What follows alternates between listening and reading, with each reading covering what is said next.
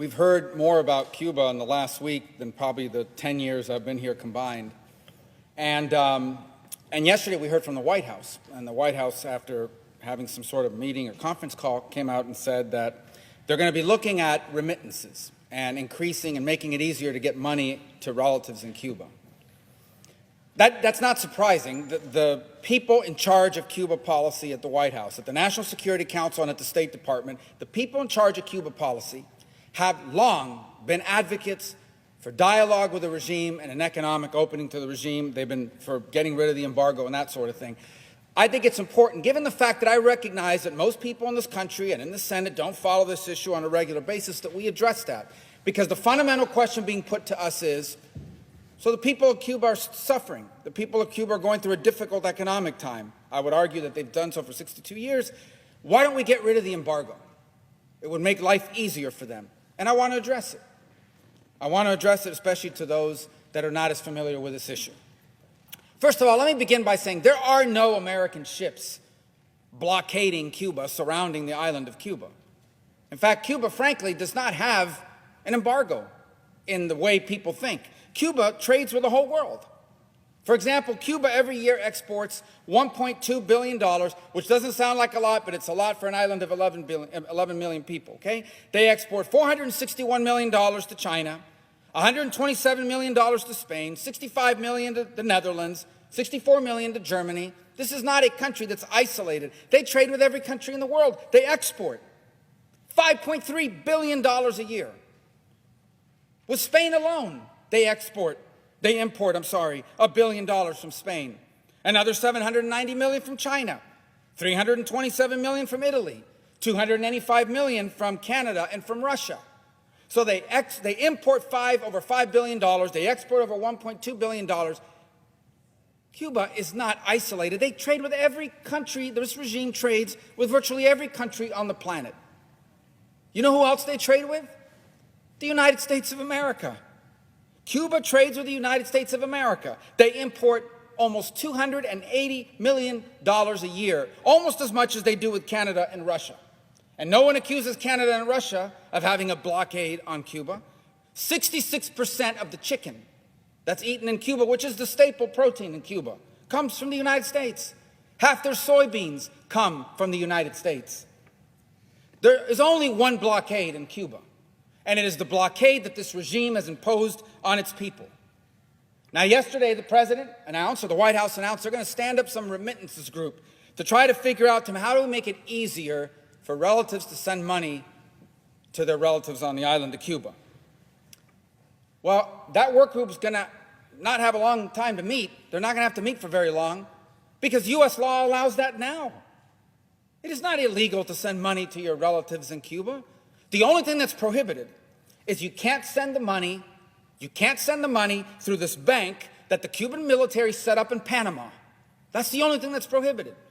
And to the extent money can't reach the people of Cuba is because they refuse to allow anyone other than that bank to do these remittances. And by the way, they've prohibited depositing dollars. Here's how it works for them.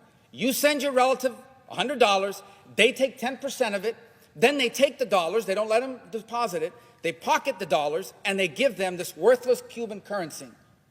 So they have the dollars, so they can buy things for themselves and on the global market.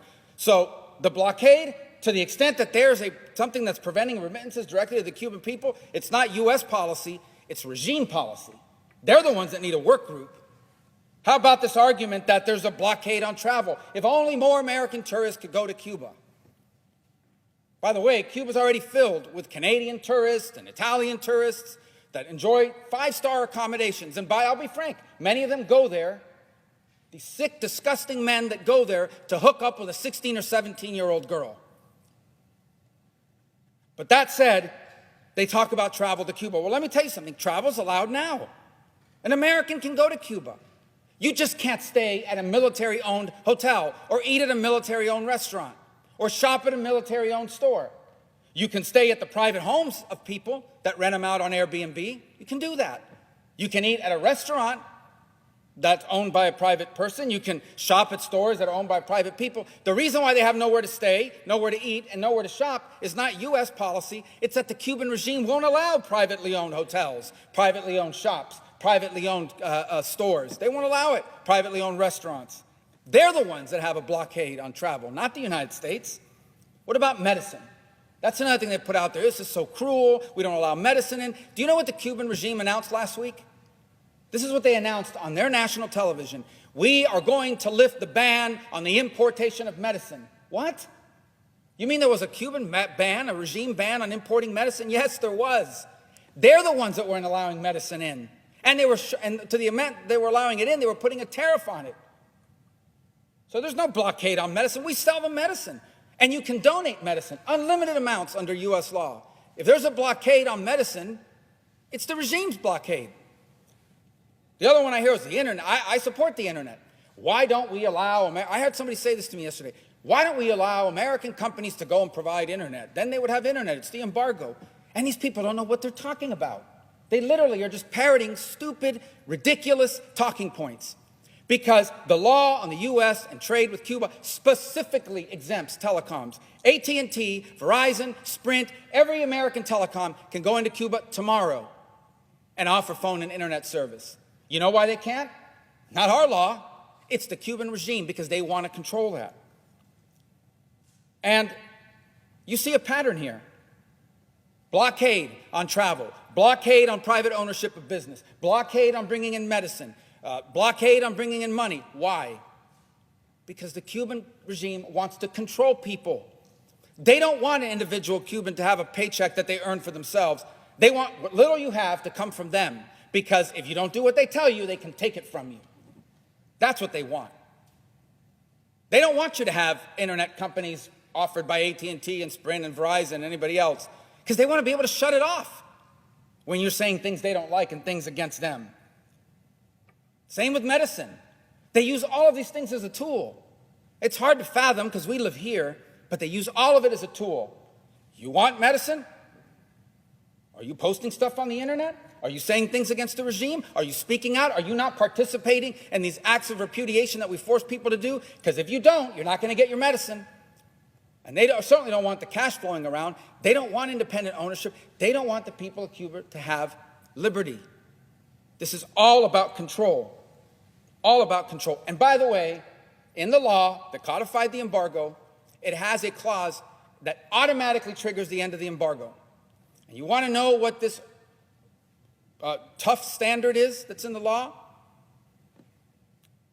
Free the political prisoners, free press, free and fair elections, multi-party elections. The regime does those three things, the embargo ends automatically. Automatically. There is no embargo on Cuba. There is an embargo on the Cuban regime, an embargo on the companies they own. Because what they wanted to do is they wanted to take the Obama opening, funnel all that money through their companies. People say their Spanish companies own hotels. They don't own the hotels in Cuba. The regime owns the hotels. These hotel chains that open in Cuba on the beaches, they don't even pay their employees. They pay the Cuban government. The Cuban government pays the employees. Control. So the bottom line is this. Anybody who stands up and says, there's an embargo, there's a blockade by the United States, and it's cruel, and it's causing all these policies, is one of two things. They don't know what they're talking about, and they're just parroting some talking point, or they're liars. That's the only two options. This is not about an embargo. The people of Cuba did not take to the streets, did not have their head cracked open, did not have their kids arrested and put in jail, mothers who tomorrow plan to march in Cuba because they don't know where their children are, arrested, they don't know where their kids are. They broke into homes, they grabbed 16-year-old boys, they gave them a bat, they said, you're going halfway across the country to beat people up in the street. They didn't stand up against all those things because of an embargo or because they wanted remittances. They stood up because they wanted liberty. Libertad. That's what they wanted. That's what they're telling us. Why don't we listen to them? They told us what they want. They want libertad. They want liberty. And if there are any people on this earth that should understand that, it should be Americans.